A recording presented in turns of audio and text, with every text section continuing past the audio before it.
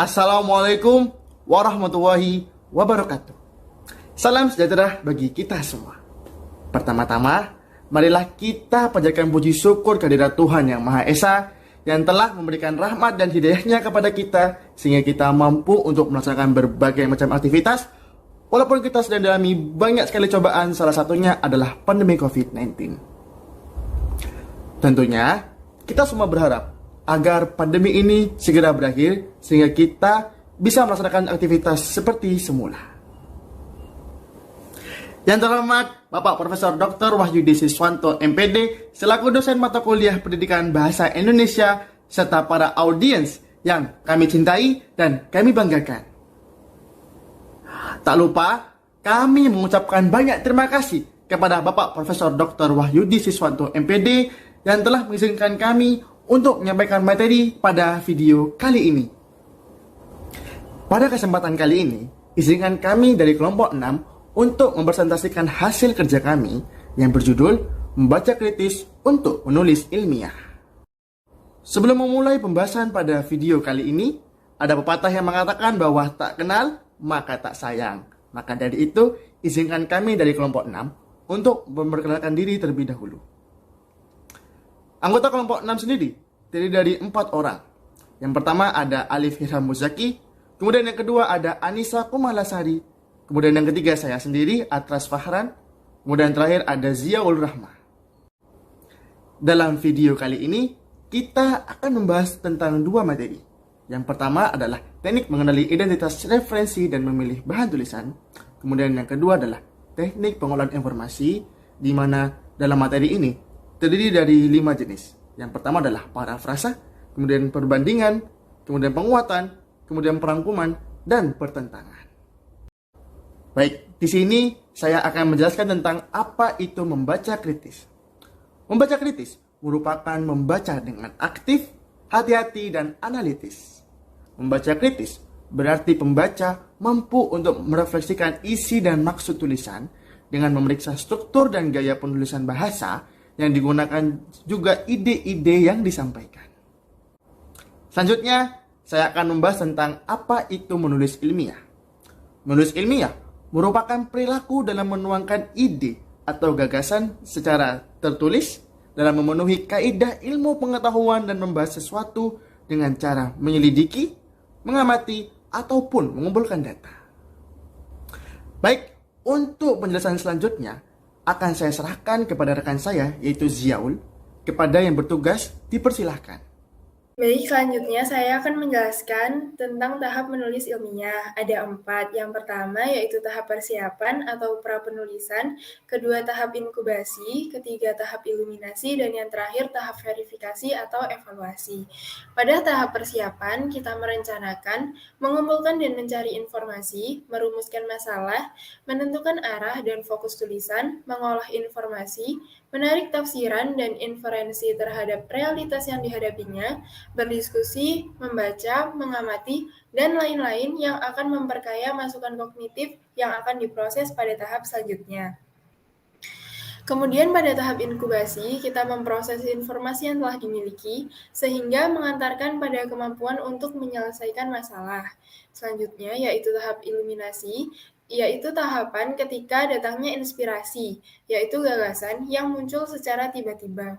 Pada tahap verifikasi atau evaluasi, hasil dari tahap iluminasi tadi diperiksa kembali, diseleksi, dan disusun sesuai dengan fokus laporan atau tulisan yang diinginkan. Kemudian referensi. Referensi adalah cara standar untuk mengakui sumber informasi dan ide-ide yang telah digunakan dalam karya ilmiah yang dibuat oleh peneliti. Di dalam karya ilmiah, penulisan referensi harus dilakukan dengan baik, karena pembaca harus dapat mengecek sumber aslinya mengenai ide atau informasi yang digunakan di dalam karya ilmiah tersebut. Penulis harus menulis daftar referensi yang ada di domain publik yang dapat dibaca oleh pembaca. Nah, memilih bahan tulisan bisa dari buku kumpulan artikel yang ada editornya, dari artikel jurnal, dari artikel dalam majalah atau surat kabar, dari skripsi, tesis, maupun disertasi, serta dari internet. Nah, untuk mengenali identitas referensi dari buku, kita dapat mengurutkan nama pengarang, tahun terbit, judul buku, kota terbit, penerbit, dan nomor halaman yang dikutip. Sedangkan dari buku kumpulan artikel yang ada editornya yaitu nama penulis, tahun terbit, judul artikel, nama editor, judul buku kumpulan artikel, kota terbit, penerbit, dan nomor halaman yang dikutip. Jika dari artikel jurnal, maka yang pertama yaitu nama penulis, diikuti tahun terbit, judul artikel, nama jurnal, jurnal tahun keberapa, nomor jurnal, dan nomor halaman yang dikutip. Apabila dari artikel dalam majalah atau surat kabar, maka nama penulis, tanggal, bulan, tahun, ini jika ada, kemudian judul artikel, nama majalah, serta nomor halaman yang dikutip. Sedangkan dari skripsi atau tesis, yaitu nama penulis, tahun, judul menggunakan tanda petik, nama fakultas, nama jurusan, nama perguruan tinggi, serta lokasi perguruan tinggi. Kemudian yang terakhir dari internet, yaitu nama penulis, tahun, judul artikel dengan diberi keterangan dalam kurung online, alamat website, tanggal, bulan, dan tahun pengaksesan. Berikutnya akan dilanjutkan oleh teman saya. Baik, pembahasan selanjutnya mengenai teknik pengolahan informasi. Yang pertama yaitu parafrasa. Parafrase dapat diartikan sebagai penguraian kembali informasi tertentu secara lebih spesifik tanpa mengubah makna atau substansi informasi tersebut. Parafrase umumnya digunakan untuk menerjemahkan informasi yang ditulis dalam istilah-istilah teknis atau ilmiah yang sulit dipahami apabila tidak disertai keterangan lebih lanjut. Berikut ini adalah contoh teknik parafrase dalam mengolah informasi. Informasinya yaitu belajar adalah proses transfer ilmu dengan beragam cara. Dan hasil parafrasenya yaitu belajar dapat diartikan sebagai proses pengiriman informasi, pengetahuan, dan atau pengalaman dari satu orang ke orang yang lain melalui berbagai cara. Baik, teknik pengolahan informasi yang kedua yaitu pembandingan. Teknik pembandingan dapat dimanfaatkan untuk menjabarkan dan membandingkan beberapa pendapat, teori, atau informasi mengenai suatu hal yang dibahas dalam beberapa sumber rujukan. Teknik ini sangat penting untuk menunjukkan bahwa karya ilmiah yang dihasilkan telah melalui proses telaah berbagai sumber rujukan ilmiah yang berisi informasi dengan topik serupa. Berikut ini adalah contoh pengolahan informasi dengan teknik pembandingan. Bisa dilihat dalam kalimat, menurut Wahab dan Lestari, topik adalah ruang lingkup permasalahan awal yang akan dibahas. Berbeda dengan topik, tema lebih bersifat hipotesis, artinya tema merupakan suatu pernyataan sementara yang didasarkan pada topik. Pendapat tersebut disepakati oleh Pujiono yang menyebutkan bahwa topik merupakan masalah atau gagasan yang akan digarap dalam sebuah karangan.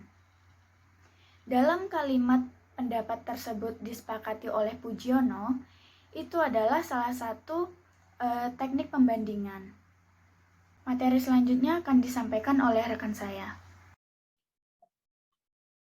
Saya Libra Muzaki akan menjelaskan mengenai teknik penguatan. Teknik penguatan adalah pencantuman informasi berupa kutipan guna menguatkan dan atau membuktikan faktualitas, keabsahan, dan kebenaran argumen atau temuan penelitian yang hendak dipublikasikan melalui karya ilmiah. Dalam teknik penguatan terdapat argumen, yaitu apa yang menjadi pokok pembicaraan atau masalah yang terkandung dalam teks. Dalam teks tersebut, menjelaskan bahwa orang tua sulit membatasi penggunaan gadget pada anaknya. Lalu, penguat argumen adalah sumber yang diambil dari kutipan buku atau pendapat seorang ahli dalam menyikapi masalah tersebut, yang digunakan sebagai penguat argumen pertama. Yang terakhir adalah gagasan. Gagasan adalah apa solusi yang penulis harapkan atau yang diinginkan untuk dilakukan. Selanjutnya itu ada teknik perangkuman. Teknik perangkuman adalah penulisan ulang pokok-pokok masalah yang disajikan secara singkat dan efektif. namun tetap mempertahankan urutan isi dan sudut pandang pengarang asli.